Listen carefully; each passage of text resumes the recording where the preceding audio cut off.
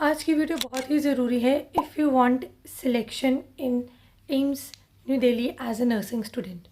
Hello guys, मेरा नाम है Ayan Sharma and currently I am a first year nursing student at AIIMS New Delhi. I secured AIR 118 in AIIMS PSC nursing entrance exam 2025। तो चलो हम लोग बात करते हैं कि अभी जैसे कि सभी को पता है आज 21 जून हो चुकी है एंड 27 जून को अपना एग्ज़ाम आने वाला है। एंड काफ़ी बच्चों का कमेंट्स आ रहे थे, दीदी समझ नहीं आ रही है, क्या करूं, पता नहीं होगा कि नहीं होगा, एंड मोमेंट में क्या करूं, क्या पढूं, क्या ना करूं। लोगों का सिर्फ मैं थोड़ा सा टाइम लूँगी, ठीक है। वीडियो को एंड तक ज़रूर देखना, बीच में से कोई भी चीज़ स्किप मत करना, ठीक है। तो फर्स्ट ऑफ ऑल कि हमें करना क्या है इन 6 दिनों में। पहली बात, फर्स्ट थिंग इज़ कि आप लोगों को कोई भी नया चैप्टर नहीं पढ़ना है। लाइक एक बच्चा मेरे से पूछ रहा था कि दीदी मैंने ना पी ब्लॉक अभी तक पढ़ा ही नहीं है। कौन है ये लोग, कहाँ से आते हैं? तो मैं क्या मतलब एक बार में मेरे को ढंग से आता नहीं है, तो मैं क्या उसे दोबारा पढूं या इस टाइम पे कर लूं। भाई लास्ट के दिन है, फर्स्ट कवर वो उतना का कवर करो कि जो आप लोगों ने कर लिया है, ठीक है। नया करने की चीज़ इस टाइम पे, नई चीज़ करने का टाइम बिल्कुल भी नहीं है, ठीक है। वो आपको नहीं करना है। नेक्स्ट चीज़ कि आप लोगों को बायो के लिए लाइन टू लाइन NCERT करनी है, बट भाई उसका भी सारा करने का टाइम नहीं है, तो वो मैं आपको चैप्टर्स बताऊंगी कैसे करनी है और कौन से करने हैं, ठीक है। उसके बाद फिज़िक्स के लिए मैं पहले भी एक बार ही बोला था, फिज़िक्स के लिए ओनली एंड ओनली आपको फार्मूलाज ही पढ़ने हैं इस टाइम पे, नथिंग एल्स, और कुछ भी मत करो। एंड केमिस्ट्री के लिए भी जो चैप्टर्स के NCERT बोलूँगी वो NCERT से पढ़ना, एंड कुछ रिएक्शंस पढ़ लेना, लाइक ऑर्गेनिक केमिस्ट्री की जो होती हैं वो रिएक्शंस वगैरह पढ़ लेना। फिजिकल के लिए सेम चीज़, फार्मूला शीट्स अगर आप लोगों ने बनाई है तो उधर से फार्मूला पढ़ लेना, ठीक है। तो अब हम लोग बात करते हैं कि भाई किसी ने पूछा PYQ आने मतलब हमें करने चाहिए इस टाइम पे दीदी कि नहीं करने चाहिए। देखो for GK I will definitely suggest कि आप लोग PYQ कर लेना, ठीक है। बायोलॉजी कम्प्लीटली NCERT बेस्ड आएगी, अगर PYQ कर भी लोगे तो बढ़िया है, बट द थिंग इज़ कि आप लोगों को बेटर ये है कि टाइम कम है, तो आप लोग वो करो कि जिसमें से आपको ज़्यादा बेनिफिट होगा। तो आप लोग इस टाइम पे अपने बायोलॉजी की रिवीजन NCERT बेस्ड करो, बस PYQ करने की ज़रूरत नहीं है।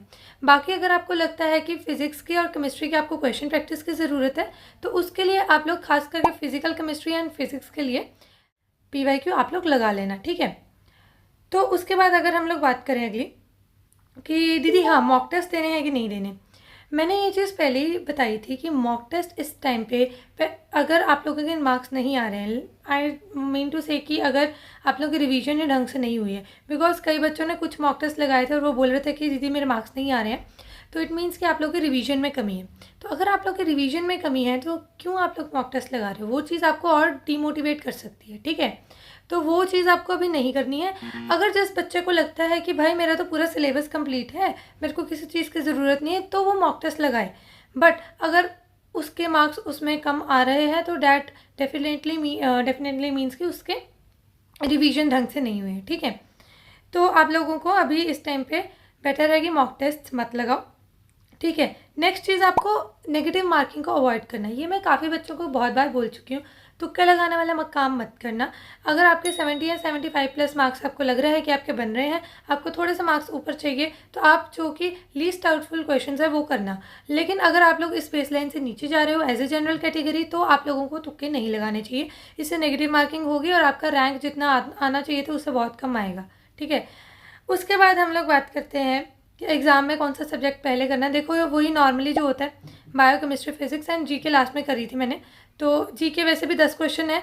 फर्स्टली अपना माइंड, देखो माइंड गेम होती है, तो माइंड को अपने को समझाना है कि भाई मेरे को जितना पेपर हो सकता है, मैं लाइक 50% पेपर पहले कंप्लीट करना है इन फर्स्ट 30 या 35 मिनट्स। वो कैसे होगा, वो तभी होगा अगर आप लोग पहले इजी सब्जेक्ट या कम टाइम कंज्यूमिंग सब्जेक्ट उठाओगे, डैट इज़ बायोलॉजी, ठीक है।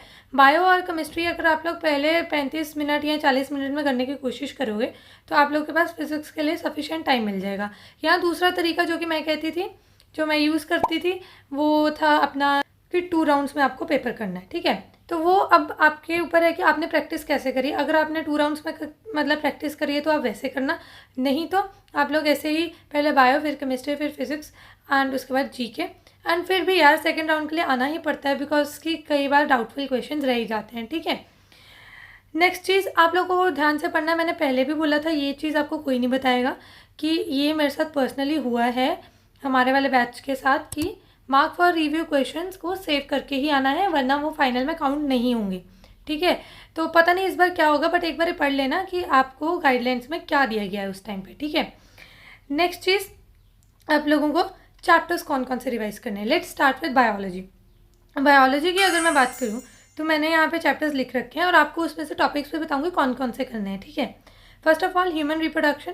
ह्यूमन रिप्रोडक्शन में आपको मेन पढ़ के जाना है spermatogenesis and oogenesis, menstrual cycle करके जाना है, हार्मोन्स, उसके functions, fertilization, implantation, pregnancy and parturition करके जाना है। Second chapter is reproductive health.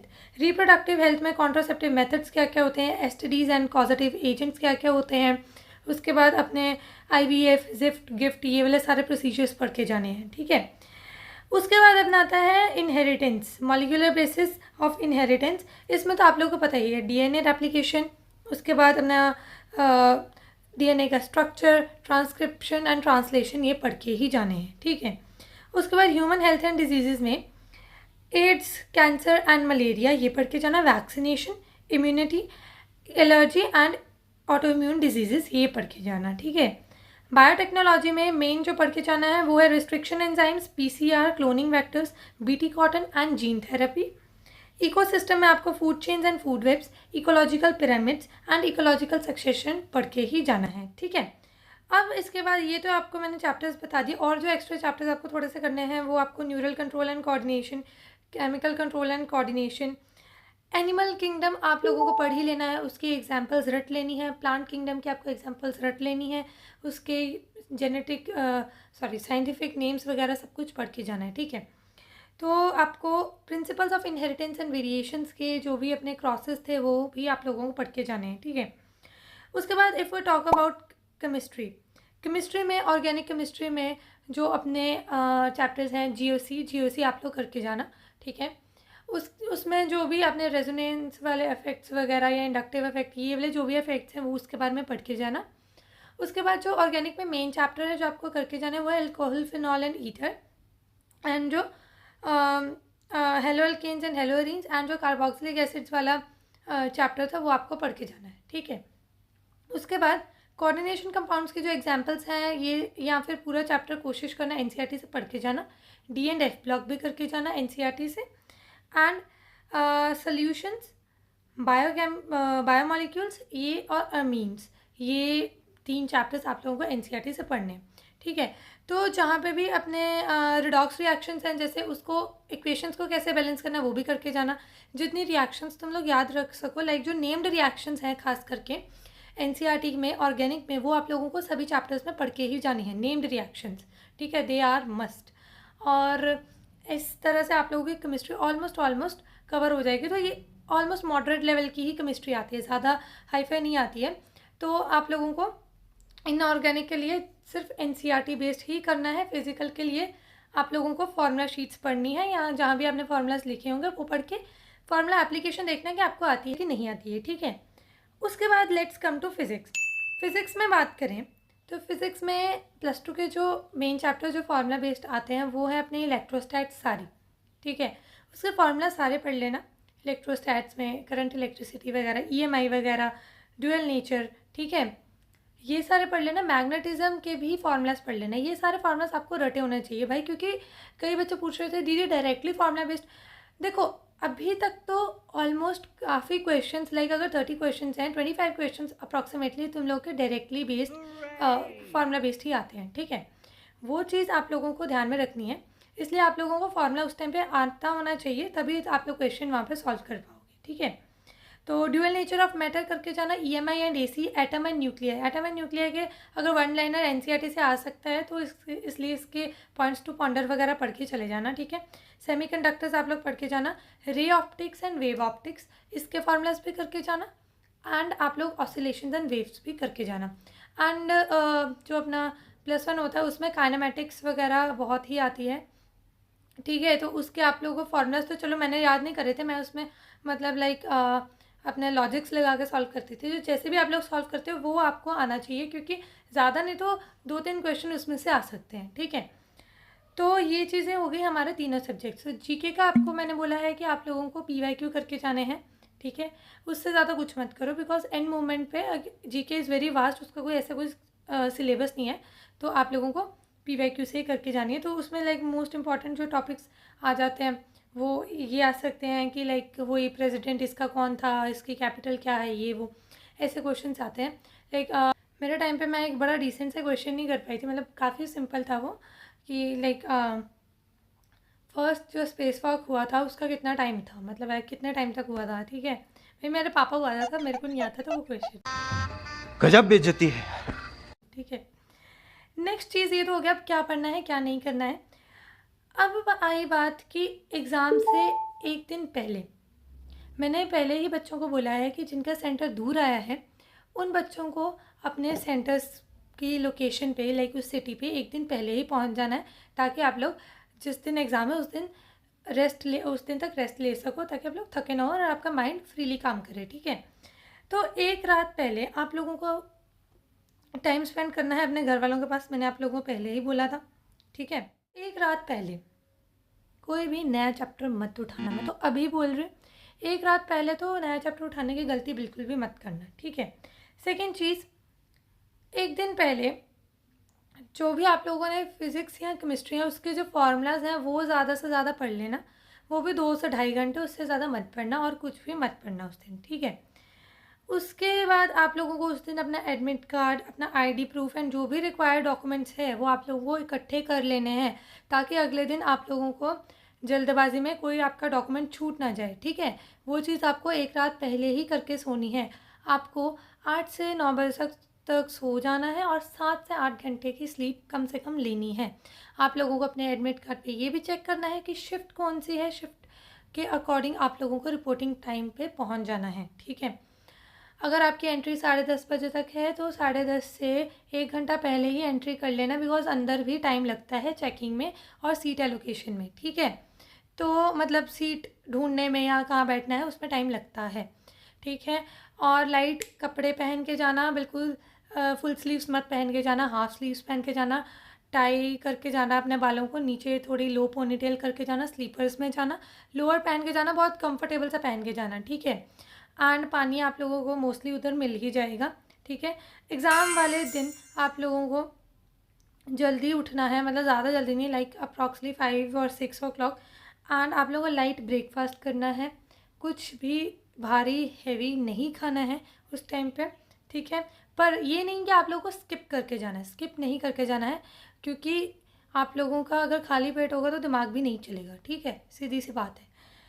उसके बाद आप लोगों को रिपोर्टिंग टाइम से पहले ही पहुंचना है, जैसे मैंने आपको बताया। एंड सबसे इम्पॉर्टेंट बात, उस दिन आप लोगों को अपने दोस्तों के साथ, या कोई भी दोस्त उधर ही बन गया ऑन द स्पॉट, या साथ वाले बच्चों के साथ बिल्कुल कुछ भी डिस्कस नहीं करना है। अगर वो लोग कुछ रिवाइज कर रहे हैं, कुछ कर रहे हैं, आपको इस कान से डालना है, इधर से निकाल लेना है। तू समझा? हाँ। नहीं, तू समझा नहीं। नहीं सुनना है, बहुत अफेक्ट करेगा, सीधा बता रही हूँ। एंड उस टाइम पे अपने आप को बूस्ट रखना है कि हाँ मैं कर लूँगी, जो भी है मेरे को आता है, मैं कर लूँगी, ठीक है। हो सके भगवान का नाम लेके जाना। जब कोशिश करना कि आधा घंटा पहले पेपर, रिपोर्टिंग टाइम के आधा घंटा पहले, या फिर पेपर के जो भी आधा घंटा या 1 घंटे का जो टाइम है जब तुम लोग के सीट पे बैठने के बाद, उस पर मेडिटेट करना, अपने आप पे फोकस करना, अपने दिमाग शांत करना, ठीक है। बिकॉज उस टाइम पे बहुत एंग्जाइटी होती है, पैनिक स्टेट में आप लोग चले जाते हो, ठीक है। फिर एग्ज़ाम करते टाइम ये नहीं सोचना है कि पहला क्वेश्चन नहीं हुआ है भाई मेरा तो होगा नहीं। स्टे कॉन्फिडेंट, पहला नहीं आया छोड़ दो, दूसरा आ गया वो कर लो, तीसरा नहीं आया छोड़ दो। मैं इसलिए 2 राउंड्स में करती थी ताकि मेरा लेवल बूस्ट रहे कि भाई मेरे को जो आ रहे हैं मैंने एटलीस्ट वो तो कर दिए, ठीक है। उसके बाद don't spend more time on one question, ठीक है। लाइक बायो की अगर मैं एवरेज लूँ कि 15 से 20 सेकेंड में ज़्यादा से ज़्यादा एक क्वेश्चन आप लोग का हो जाता है, ठीक है। केमिस्ट्री के भी थ्योरी वाले में इतना ही टाइम लगता है, कैलकुलेशन में ज़्यादा से ज़्यादा 30 से 35 सेकेंड लगते होंगे, एंड फिजिक्स का भी कोशिश करना 40 सेकेंड में सॉल्व कर लो एक क्वेश्चन, ठीक है। टाइम मैनेजमेंट वहाँ पे मस्ट होती है, तो एक क्वेश्चन पे ज़्यादा टाइम आप लोगों को नहीं लगाना है, ठीक है। एंड आप लोगों को रीचेक करने हैं questions before submitting the paper, क्योंकि कई बार जैसे मैंने आपको बताया, अगर आपने मार्क फॉर रिव्यू कर दिया आंसर, बट आपको लगता है कि मैंने तो सेव करा था, तो वो चीज़ आप लोगों के नंबर कम कर सकती है, ठीक है। ट्राई करना कि 2 घंटे से 10-15 मिनट पहले कोई पेपर आपका ख़त्म हो जाए, ताकि आप लोग रिव्यू कर सको, ठीक है। तो ये चीज़ें आप लोगों को ध्यान में रखनी है। अगली बात भाई, इस बारी एम्स ने बोल दिया कि बहुत बच्चे हैं, इस बारी एप्लीकेशंस बहुत हैं, इसलिए हम लोगों ने 2 शिफ्ट्स में पेपर करवाया। देखो, इस चीज़ से डरना नहीं होता, ठीक है। अपनी तैयारी पे विश्वास रखना होता है, ठीक है। बट जो बच्चों की वो ज़्यादा, जो बच्चों ने ज़्यादा अच्छे से तैयारी करी होती है ना, सबसे ज़्यादा वो बच्चे डरते हैं। अभी आपको बताती हूँ कि जिस बच्चे ने तो कुछ पढ़ा ही नहीं, ठीक है, उसे यही ही नहीं पता कि भाई सिलेबस क्या है, तो वो क्या ही डरेगा। अगर सिलेबस पता होगा तभी वो डरेगा ना कि मेरे को आता है कि नहीं आता है, ठीक है। तो वो इसलिए उन लोग बच्चों की तुम लोगों को बात बिल्कुल भी नहीं सुनी। एंड जो बच्चा पढ़ता है उसे पता होता है कि मेरे को ये आता है एंड ये नहीं आता है, ठीक है। तो इसका मतलब आप लोगों ने पढ़ा है। अगर आपको ऐसा लग रहा है, आप लोगों को पता होना चाहिए कि मैं पढ़ के आई हूँ, ठीक है। तो ज़रूरी नहीं है कि जो मेरे को नहीं आता है वही पेपर में आना है, ठीक है। लक भी यहाँ पे काम करती है। अगर आप, क्या पता कि पेपर ही ऐसा है जो आपको आता हो, है ना। तो इसलिए जितना ज़्यादा डर रहे हो, इतना मन में अपने दिमाग में उस टाइम बिठा लेना कि भाई मैंने कुछ ज़्यादा ही पढ़ लिया है। ओवर कॉन्फिडेंट भी मत होना, मतलब मेरी बात को समझने की कोशिश करो, ठीक है। तो ये सब चीज़ों का आप लोग ध्यान रखना है। इसलिए बिल्कुल पैनिक स्टेट में नहीं आना। उस टाइम पे अगर अचानक से पेपर करते करते पैनिक हो जाओ, तब आंखें बंद करके 10 सेकंड के लिए सोचना कि आपको एग्ज़ाम करना है। अगर डिफ़िकल्ट है एग्ज़ाम, सभी के लिए डिफ़िकल्ट है, कट ऑफ कम जाएगी, मेरा हो ही जाएगा, ये सोचना है उस टाइम पे। उसके बाद रिज़ल्ट देखेंगे, ठीक है। पहले आप लोगों को एग्ज़ाम के टाइम पे सिर्फ एग्ज़ाम पर फोकस करना है, इधर उधर को भूल जाना है, ठीक है। तो बच्चों, अगर अभी भी आप लोग मोटिवेट नहीं हो पा रहे हो ना, तो मैं तो जी जान से आपको समझा रही हूँ कि कुछ भी नहीं होने वाला है। जितना आप लोग सोच रहे हो, जितना डर रहे हो, ठीक है, सब कुछ सही होगा। तो एंड ये अगर बच्चे बोल रहे हैं कि मैं दीदी इस बारी ज़्यादा मुश्किल पेपर आने के चांसेस है, भाई सभी के लिए है, कट ऑफ लो जाएगी, ठीक है। हमारे टाइम पे भी आप सोचो कि मेरे 82.33 मार्क्स पे मेरा 118 रैंक था, ठीक है। तो अगर बच्चे बड़े भी हैं, जो भी है, बट स्टिल आप लोगों की अगर डिफ़िकल्ट पेपर आया तो कट ऑफ आपकी लो ही जाएगी, दिमाग में रखना, ठीक है। अगर आप लोगों को कोई डाउट है तो कमेंट मेरे को ज़रूर करना। एंड प्लीज़, जैसे मैं आप लोगों को मोटिवेट करने के लिए हेल्प करती हूँ, I also need help, I also need motivation. मेरे चैनल को सब्सक्राइब ज़रूर करना, वीडियो को शेयर ज़रूर करना, ठीक है, ताकि मैं भी ऐसी वीडियोज़ और लाती रहूँ, आप लोगों को मोटिवेट करती रहूँ। एंड हाँ, जब आपका एग्ज़ाम हो जाएगा मेरे को ज़रूर बताना कि आपका एग्ज़ाम कैसे गया है। एंड मेरे इंस्टाग्राम पे भी मेरे को फॉलो ज़रूर करना। Till then, like my video, share my video, take care of yourself, eat healthy and take adequate sleep, ठीक है। तब तक के लिए बाय।